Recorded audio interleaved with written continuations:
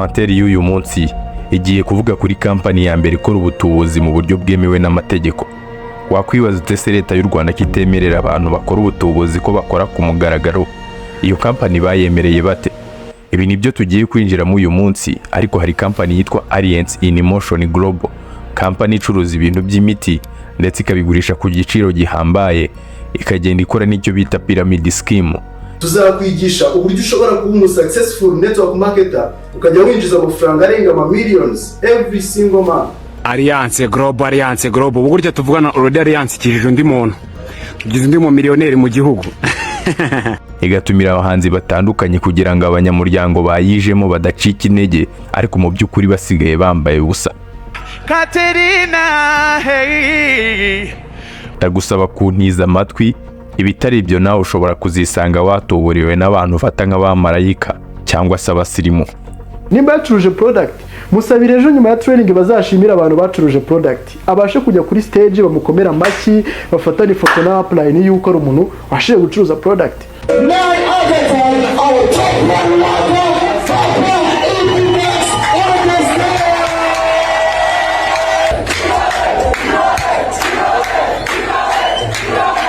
Niba uri ready, reka dutangire. Maze iminsi muri Kigali, amezi 3, ariko hari ahantu maze iminsi ntemberera nkabona urubyiruko rwambaye imyenda myiza, abahungu bambaye udukositimu twiza, abakobwa nabo bambaye udukanzu duhenze, ariko bose bari bashishikarijwe no kuganiza urundi rubyiruko imbere yo ku nyubako yo kwa Makuza Peace Plaza. Wenda niba utaranahageze ukunze kuhabona mu mashusho atandukanye. Aha ni Kigali, hafi ya Car Free Zone. Umunsi wa mbere manyura narabyirengagije, n'uwa kabiri bibuko, ariko kubera amatsiko yanjye azananyicisha, ubwa gatatu naragenda baza, hano mukora iki? Baransubiza bati dukorera kampani yitwa Alliance in Motion Global. Ni kuwanyakiriye yansubije. Akibivuga nahise mbona icyapa cyabo, nibuka n'umutikitoka witwa Musinga kunda gutebya avuga ko Alliance in Motion Global ari abatubuzi, ari abantu. Nta muntu n'umwe wagiye muri Alliance Global wigeze wunguka, uwo ntabaho nazigera nabo mu buzima bwayo ntawubaho. Alliance Global ni kampani ya scam ku rwego rwo hejuru. Si we wenyine uvuga ko iyi kampani Alliance in Motion Global ari abatubuzi. Gusa impamvu itumye nkora iyi documentary ni ukugira ngo nkureho urujijo, wowe unyumva witonde. Niba utarajya muri Alliance in Motion Global ubyitondemo, kandi niba uri umunyamuryango wabo nabwo urya uri menge. Iyi kampani hari abantu yahinduriye ubuzima mu byiciro bibiri. Icyiciro cya mbere hari ababigiyemo ba mbere barakira bigaragara. Uyu mugabo mubona yitwa Dr. Francis, aravuga ko iyi modoka nziza ya Hama yayikuye muri Alliance in Motion Global. Reka tumwumve. So guys, this machine is from Alliance in Motion Global 100%. I'm Dr. Francis. This is my car from Alliance in Motion Global. Naho icyiciro cya kabiri hari abo yahinduriye ubuzima barakena burundu, ari nawe ujya ubona bigaragaza nk'abakire barimo kubwira abantu ko bagiye kubahindurira ubuzima nabo ubwabo butarahinduka. Ndebera dore kabiri aha hantu nari mwibereye, nageze mu mujyi na story yamuteraga ntazumvaga, umva kono byatangiye aho kana yo bakita ndi izina ryo ntabashije kumenya, nagiye kumva ngese nguri yumva gute ugiye winjiza amafaranga arenga 500 ku kwezi. Erega birashoboka nuko abantu benshi batarabasha kujijuka. Ngo ese wumva ushaka kuzaba iki? Ngo wakuze wumva uzaba iki? Mwavuga ati ngewe banumva nazaba nyine umuntu ukomeye. Ati kwaje winjiza nk'amafaranga ngahe? Njya ninjiza nyine niba 200,000 niba 200 ngahe. Bavuga ati urifuza kuzagura iki mu buzima bwawe? Ati ngiye nzishaka ngo kuzagura inzu, ngo imodoka. Bakoresha itegeko rya fake it until you make it. Iri tegeko rivuga ko nugaragara mu ikote ryiza wambaye costume ihenze uzabwira abantu ko ubuzima bwawe bwahindutse bakabyumva. Birumvikana ko nugera n'igitekerezo bagezaho nacyo bazacyakira n'umutima wabo bose, kubera ko wamaze kubakomveka ko wowe wagize iyugera. Tuzakugisha uburyo ushobora kwachivinga your goals, intego zawe z'ubuzima biciye muri career network marketing. Tuzakugisha uburyo ushobora kugera no ku nzozi zawe, za nzozi za ndoto zose wagize kuva kera. Nimba uri muri network marketing career, tugiye kuzajya tuguhereza trainings, amahugurwa. Fake it until you make it. Iyo akarimi k'ubutubuzi kakugeze mu gutwi, kaza mu ishusho ya kado nziza cyane iri mu ibanga rya guhindurira ubuzima. ubu butubuzi ni bukugeraho ntabwo buzazanwa n'umuntu utazi, ahubwo uzazanwa n'umuvandimwe wawe, inshuti yawe, umuturanyi cyangwa icyamamare ufana cyangwa se wa muntu ukunda. Ubwo butubuzi nibuza buzazana n'ubutumwa buguhumuriza bukubwira ko bugiye gukemura ibyifuzo byose ufite. Imodoka zo uzazigura nta kibazo, nawe zizagucikira, amazu uzayubaka ntazagucikira, ibibanza uzagura, uzatraveling, ariko at first menya ko ikibanze ongera imigabane, uve ku mugabane umwe, uve ku migabane 3, uve ku migabane mike, ugira imigabane iri on maximum muri company yawe. Umenya amafaranga menshi, umenya amafaranga menshi, ndabizi ndiwe, ndabizi nzabawe, kandi ndabishoboye, niyumvamo intsinzi, reka nk'umutsinzi, ntekereza nk'umutsinzi, kandi nzahora nzinda.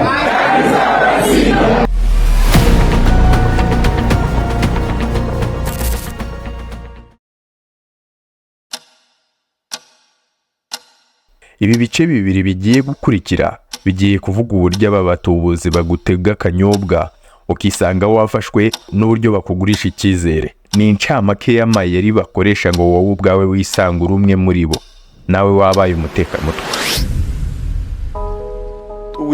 Utanga amafaranga runaka yagenwe, noneho nkakubwira nti genda wowe ushake nawe abandi, ugashaka abandi ukabinjizamo, uko umwinjijemo nkaguha komisiyo, wa wundi washatse nawe agashaka abandi, gutyo mu rurimi rw'icyongereza babyita ngo pyramid scheme, umutemeri nyamigongo mu kinyarwanda, uko biba biteye gutya. Muri make urwo ruhererekana uburyo bukorwa, usanga uwunguka ari wa muntu wa mbere wo hejuru. Turaza kurebera hamwe impamvu iyi kampani yemewe mu Rwanda, ariko aka kanya icara utuze ubundi nguhe ubunyonyoko.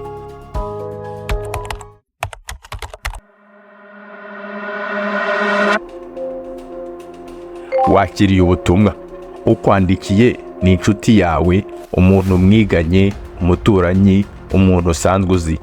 Atangiye kubaza amakuru yawe, biragaragara ko nta kibazo atwaye, nawe uramusubije uti nta kibazo. Mukomeje gucatinga, arakubwiye ati hari business nshaka kukwereka kandi nabonye ko nawe wayishobora 100%. Arakubwiye ati hari company maze iminsi nkoramo kandi iyi company iri guhindurira ubuzima abantu benshi, nawe utese ibyo umbwira urabyizera? Aragusubije ati nagiye yampinduriye ubuzima, ati nawe kandi mba mbona wakora iyi business bikaguhira. Ubishidikanyijeho unyarukiye kuri profile ye, uhasanze agafoto yambaye costume nziza, ugiye kuri Facebook ye usanze amafoto ye yose arasa neza. Wow, ugarutse wiruka uramubwiye uti ndabura numve. Akwemeje ko hari abinjiza amamiliyoni ku kwezi. Network marketing ni inzira nziza yo kuhereza umwanya we ku giti cyawe kuba wabasha kwinjoyinga ubuzima bwawe, ko winjiza amafaranga uryamye. Ufite business nziza cyane umuntu wese yakora, nta shuri na rimwe bigusabye, nta zindi mbaraga na zimwe bigusaba, kandi ko wakwikorera ku giti cyawe. Network marketing ni business ushobora gukora ikaguhereza time freedom, ukagira umwanya wo kuruhuka, ukagira umwanya wo kwishimira ibyo wagezeho. Nawe wumvisha ari byiza, ariko amakenga kubanye menshi. Wa muntu ahise gutumira muri office akoreramo, atuzansange kwa Makuzi Kigali muri etage ya 2. Alliance in Motion Global ni kampani ikorera mu mujyi kwa Makuza, ikaba ari kampani yaturutse mu gihugu cya Philippines, ikaba ari kampani icuruza product zitandukanye, igafasha n'abantu kwiteza imbere. Abantu mushaka kudusura kuri kampani ni karibu rwose, biremewe ko mwaza kudusura. Nawe ufashe icyemezo, ugurije inshuti yawe agatike kakugezayo kugira ngo udacikanwa n'aya mahirwe. Boom, wisanzeyo. Usanze abandi banyamuryango bateranye, akanyamuneza ni kose mu bantu. Hamwe baraganira, abandi barasimbuka, imbwirwaruhamwe zuzuye ihumure, amahirwe bagiye kubona ari gutuma baririmba haleluya. Umutumirwa nawe aje ababwira amagambo ya motivation. Bose barakubwira ko iyi company iri guhindurira abantu benshi ubuzima. Network marketing ni inzira nziza yo kuhereza umwanya we ku giti cyawe kuba wabasha kwinjoyinga ubuzima bwawe. Wow, ufite business nziza cyane umuntu wese yakora, nta shuri na rimwe bigusabye, nta zindi mbaraga na zimwe bigusaba. Dufite business nziza wakora, network marketing ni business ushobora gukora ikaguhereza time freedom, ukagira umwanya wo kuruhuka, ukagira umwanya wo kwishimira ibyo wagezeho. Keretse no kuba network marketing ishobora kuba yaguha amafaranga, ikindi kwemerera nuko ushobora kuba wagira igihe gihagije cyo kwitaho. Ariko hari amagambo agenda agaruka: kuba miliyoneri, kwinjiza amamiliyoni ku kwezi, kwikorera ku giti cyawe, kwinjiza amafaranga niyo waba usinziriye.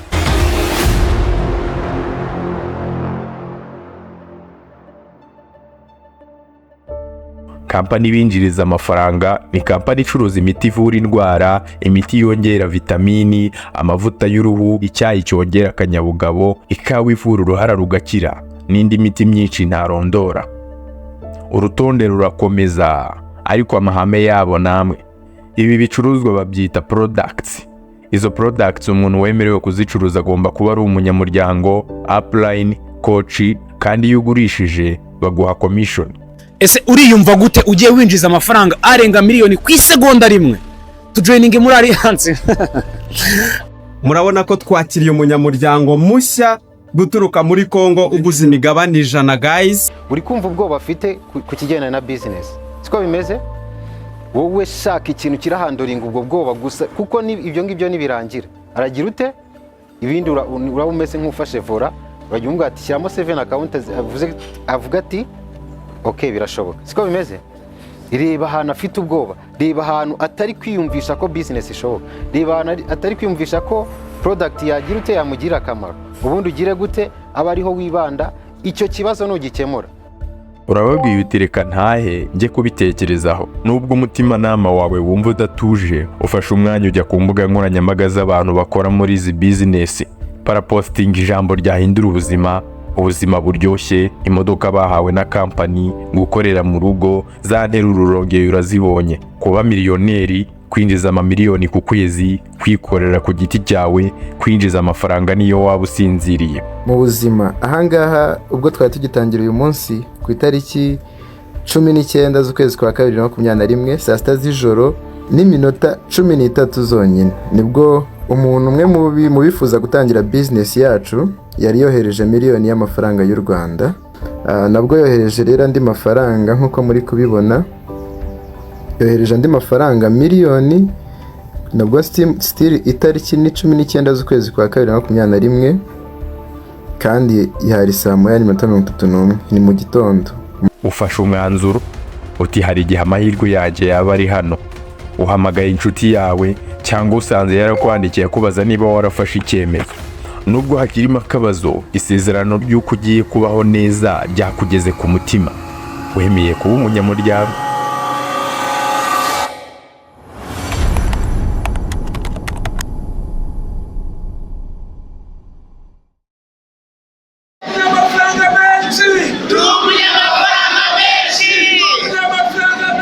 Abo bantu bafite ibyangombwa by'ubucuruzi, ariko mu mikorere yabo, mu mikorere y'ubwa bucuruzi ugasanga harimo uburiganya. Ndaguha urugero: umuntu araje bitangira ugura umugabane, umuntu wakuzanye muri business yitwa upline.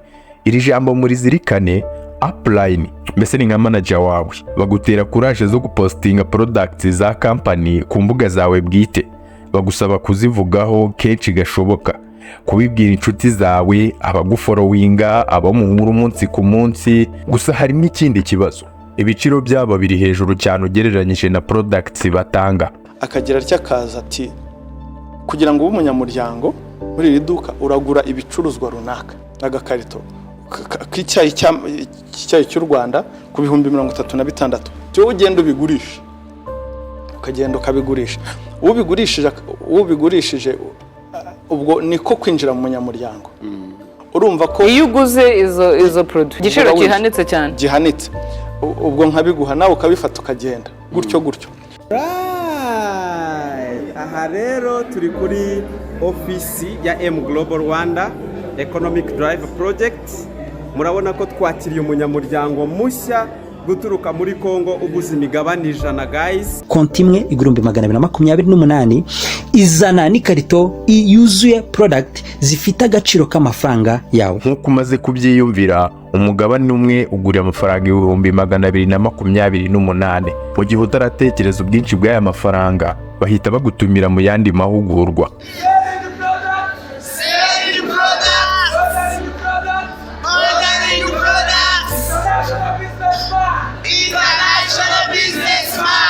Ugahura n'abandi banyamuryango bahita batumira abanyarwenya bakaza kubasetsa. Boom. Hello the professionals team. N'umuhungu wanyu Nsabimana Eric. Oya mvuze ibyo. Dogiteri Bitsabi na n'umukobwa wanyu bisi Nyamba. Aha, turi kubatumira no kuri tariki 16 z'ukwezi kwa 12 muri Thanksgiving izabera muri Parking Hotel ya the professionals team. You are most welcome. Hazasha muzaze mufite imbavu zitandukanye n'izo musanamwe tuzabazetsa agati gatugicya kandi kamere bucogo. Guys, nazagira ubura tuzabavanye n'abakunzi banyu. Bagahita bazana abandi batanga buhamya kampani yahinduriye ubuzima. Wow, urumva ko amafaranga arimo, ariko kuyinjiza bisaba guteka imitwe pe. Barakubwira ngo uburyo bwo gukorera amafaranga ahagije ni ukwinjiza abandi muri business, kandi ibi bintu byo kwinjiza abandi muri business ntabwo byemewe mu Rwanda. Piramide ntizemewe. Piramide ni iki? Ni biriya bikorwa by'uruhererekane rw'amafaranga, ngo kanaka ngo nkakwinjizamo ugatanga ya undi akinjizamo undi akinjizamo. Ibyo bintu ntimubizi? Ntitwabwiye abantu ko ibi bintu bitemewe? Biroroshye. Niwinjiza umuntu muri kampani urabona commission.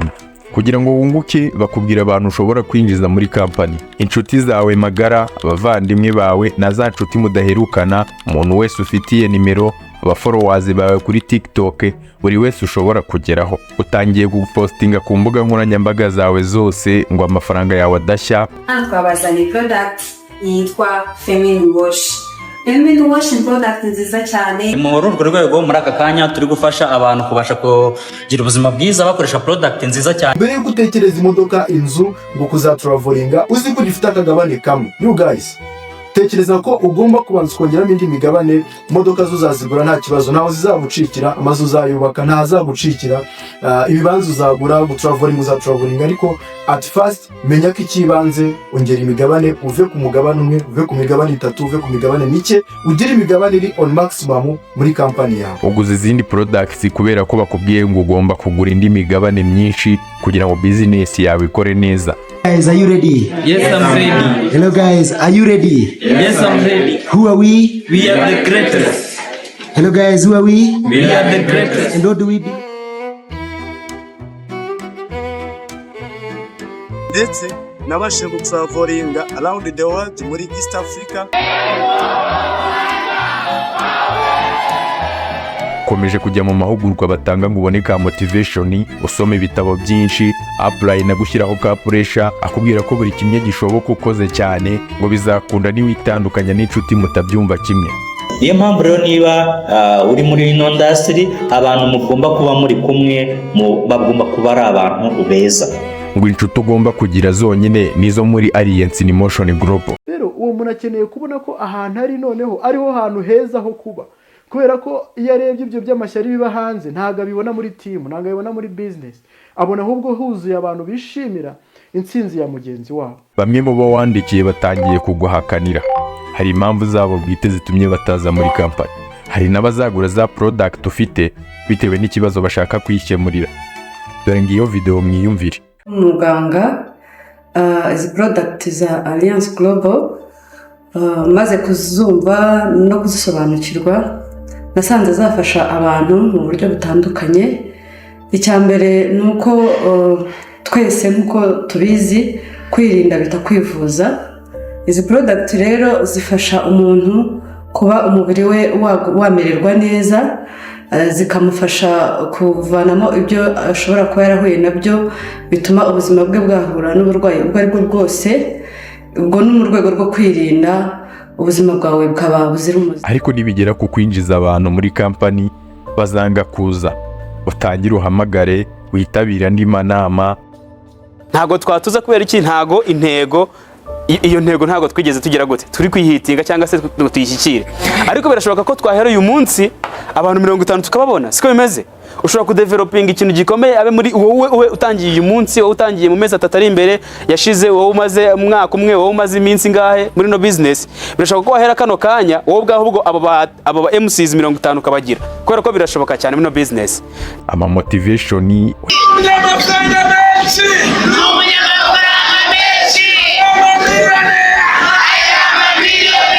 ite wumva ubundi buhamya kugira ngo udacika intege.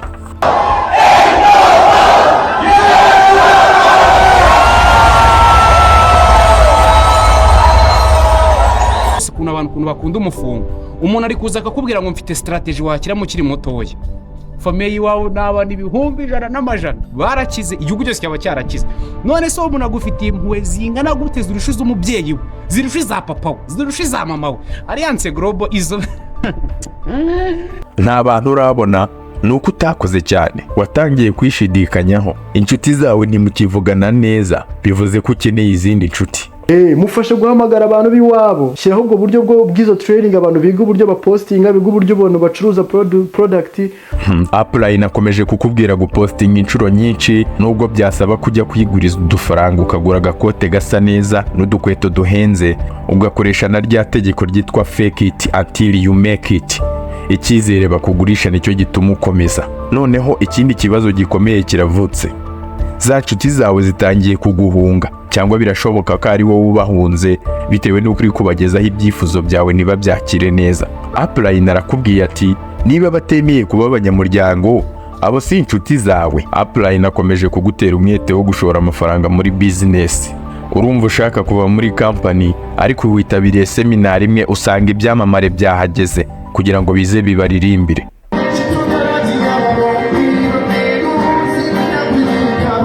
Dore nguwo Bruce Melody arahageze, mu kanya barazana na Okama.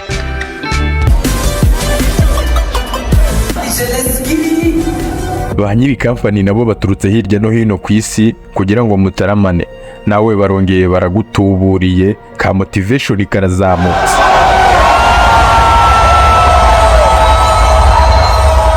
Akanyamuneza karongeye karagutashye. Aba nibo bantu bawe, umuryango wawe, abo muhuje inyungu. Noneho ugarutse washyushye, ugiye gushaka abandi bantu bashya, ugiye muri comments z'ama video kuri Facebook, uri gupostinga ahantu hose hashoboka ngo urebe ko wabona abantu. Good morning. Ese ni ryari ukeneye gukoresha ino kawa yacu yitwa Live Coffee? Ni mu gihe cyari cyo cyose ugira ikibazo cy'ibitotsi, ntusinzire neza, ni mu gihe cyari cyo cyose ugira stress zikabije uterwa n'akazi cyangwa ibindi, ni mu gihe cyari cyo cyose utitwara neza mu bikorwa byo gutera akabariro, urangiza vuba, utagira ubushake cyangwa utagira amavangingo. No coffee ifasha ku bibazo bitandukanye ku bagabo bagiye bahura n'ingaruka zo kwikinisha, akaba arangiza vuba, akaba atagira ubushake, inanga ziwe zikaba zarabaye amazi. Urimo kureba umuntu wese ufite inyota y'amafaranga, mu by'amahirwe ugize uwo wifatira da, cyangwa ugize abandi bantu bakeya. Udufaranga twa mbere turinjiye, nubwo atari twinshi ariko iri ni itangiriro, ni kuri kwibwira. Ku mugaragaro nawe ubaye upline, ubonye abantu ugiye gushyiraho ka pressure, uri gutumiza inama bikemera, uri kubashishikariza gukora cyane, uri kubabwira ngo nibagura imigabane myinshi nibwo bazunguka, urabasaba kugera ku bantu benshi bishoboka ku giciro icyo ari cyo cyose. Ukeneye ko aba bantu wazanye batazagucika kuko niba inzozi zawe zishingiyeho. Cya kibazo nanone kiragarutse, hari ibintu bidahura. Kuva wakwinjira muri company wikojeje ku mbuga nkoranyambaga zawe, usubije amaso inyuma, usanga ubuzima wa postinze n'ubwo ubayemo ntibihura. Ushishikajwe no gupostinga ibikorwa bya company itari yawe, amafaranga ari kuri konti ya banki yawe ntabwo yigeze ahinduka kuva waza muri company. Reba za nshuti zawe zakira mudaheruka kuvugana, usanze warivanye mu bandi mwahoranye. Abantu bawe kuri uyu munsi nabo muri company ukorera, Alliance Motion Global. None ubwonko bwawe butangiye gukora neza. Ese ni bangahe muri aba bakabije inzozi zabo? Ni kuri kwibaza, kuki twese turi gukoresha fake it until you make it? Ese ni bangahe bari kunguka tutabeshye? Ibi ni ibitekerezo bibi. Ibi bitekerezo bibajije upline wawe yakumirira nabi. Ndagira ngo wumve kano kantu. mu ikoti ry'umukara ry'imbeho, umupira wa move, amapingu ku maboko n'ipantaro y'umukara, yambaye sandali za shokora mu birenge. Uku niko Dr Francis Habumugisha yagejejwe ku rukiko rwisumbuye rwa Nyarugenge yambaye. Ahagana ku 3:15 za mu gitondo kuri uyu wa gatanu nibwo yari asesekaye aho urubanza rwagombaga kuburanishirizwa. Dr Habumugisha Francis yitabye urukiko. Muri uru rubanza Perezida wa Repubulika Paul Kagame ubwe akurikirana, rukaba rurimo kuburanishirizwa ku rukiko rwisumbuye rwa Nyarugenge. Ubushinjacyaha bwo buvuga ko tariki 15 z'ukwa karindwi ubwo Dr Francis yari mu nama y'ikigo cye Alliance in Motion Global ngo yakubise Kamari Diane ndetse akanamumenera telefone ye ngendanwa. Avuga ko amashusho ubushinjacyaha bwerekana yari ajyanye n'inama ivuga ku mpaka z'ubucuruzi bw'uwo mushoramari.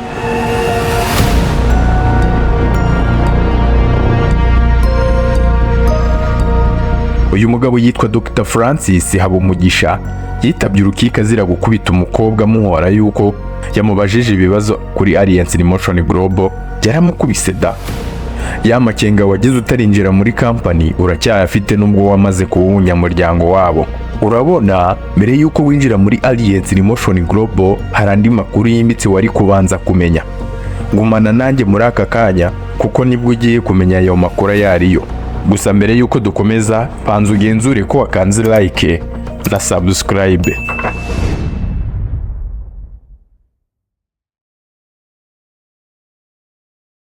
Yamaze mudusobanurire uruhererekane ni iki?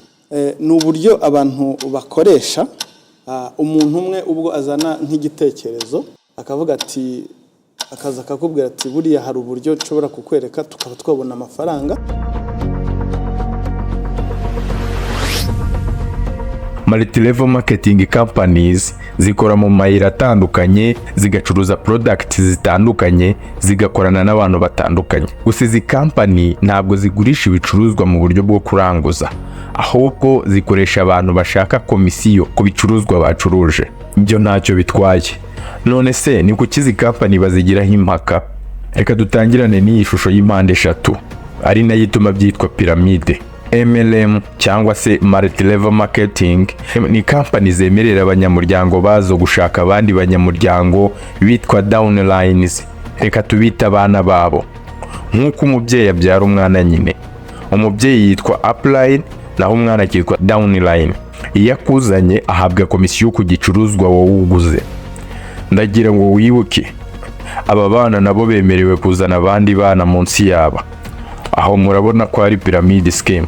Gusa ngiye kubigusobanurira akantu ku kandi. Izi company za MLM zadutse mu myaka y'igihumbi 1880, zimaze ibinyecumi byinshi ku isi kandi amayeri yazahora aramwe.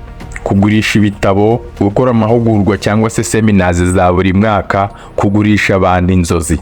Hello M Global Rwanda. Are you ready? Next Gen Global Conference izabera ka Kigali. Ni tariki 15 z'ukwa gatandatu. Zizabera muri Camp Kigali.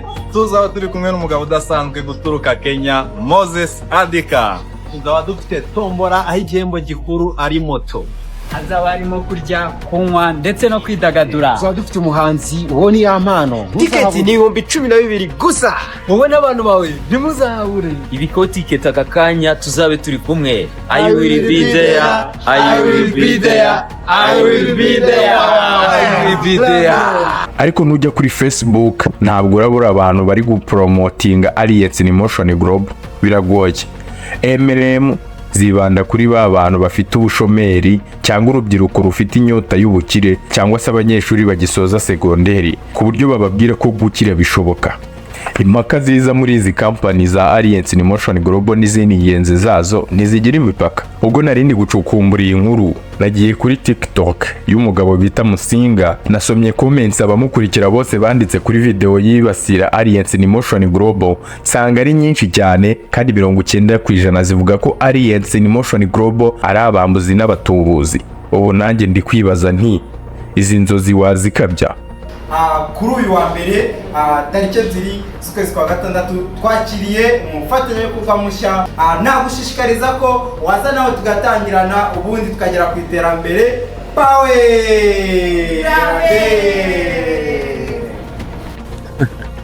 uza ntabwo igitekerezo cyanjye Pasifi urahiye umutima uzakurya nta business ushoyemo nta mushinga ukoze ubu ngubu wasaba ugurishije agahene kawe mu cyaro ngo uje kurya amafaranga i Kigali. Kuki buri wese ugiye muri izi business atandukana n'inshuti ze? Kuki iyi business yemewe kandi ari ubutubuzi? Ubundi impamvu ituma badutuburira bigakunda iteye itya. Habanza nyiri umushinga fondateri ashaka abashoramari bakeya bakagura imigabane ku giciro gitoya, abumvisha ko bagiye gukorera amafaranga ivumbi rigatumuka, bemeye kugura. Hari nubwo fondateri abahereza imigabane ku buntu kugira ngo abone abantu batangira umushinga. Fondateri ahita basaba gushaka abandi bantu bagura imigabane kugira ngo amafaranga bashoye agaruke. Buri munyamuryango winjiye ashishikarizwa kuzana undi muntu mushya, amafaranga ni nako akomeza kuribwa n'abari hejuru. Ariko abantu bari kureba iyi video ndabizi ko muri abanyamibare ngira ngo mwamaze kubonaho ikibazo kiri. Murabona impamvu bitemewe. Kugira ngo buri wese mu banyamuryango yunguke bisaba ko afata amafaranga y'abanyamuryango bashya. Bivuze ko umuntu mushya mu muryango nta hantu yakungukira kiretse nawe agiye gushaka undi muntu yinjiza muri company. Reka dufate urugero. Niba fondateri ashatse abanyamuryango 5, nabo banyamuryango buri wese agashaka abantu 5, bagera ku gisekuru cya 11 u Rwanda rwose rwisanze muri company imwe. Noneho ku rwego rwa 15 isi yose yaba yageze muri company. None wakwibaza ngo abinjiye nyuma bazakuraho abandi? Pyramid scheme mu buryo bw'imibare ni business zakorewe kurimbuka. Iyo abanyamuryango bo hasi bananiwe kuzana abandi, abo hejuru yabo babura amafaranga. Izi pyramid scheme ziza mu masura menshi kandi ubuhemu bo biturukamo buteye inkeke. Arega nawe kizabikubwira ni iki? Bashyira ingufu mu kwinjiza abanyamuryango bashya, bagasezeranya abantu inyungu nini mu gihe gitoya, bakavuga ko ukorera amafaranga niyo waba usinziye.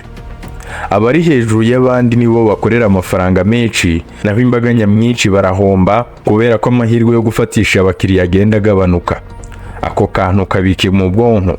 Noneho reka turebe uko bagucurika ibitekerezo.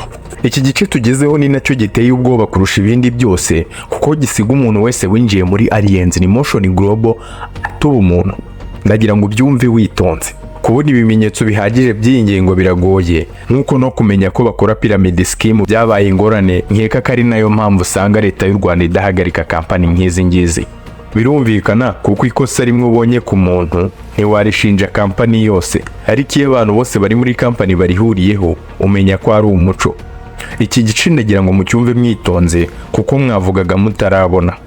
Iyi pyramid scheme ikozwe ku buryo baguhindura ibitekerezo intambwe ku yindi kugeza ubwo wisanze warabaye undi muntu kandi ntunabisobanukirwe.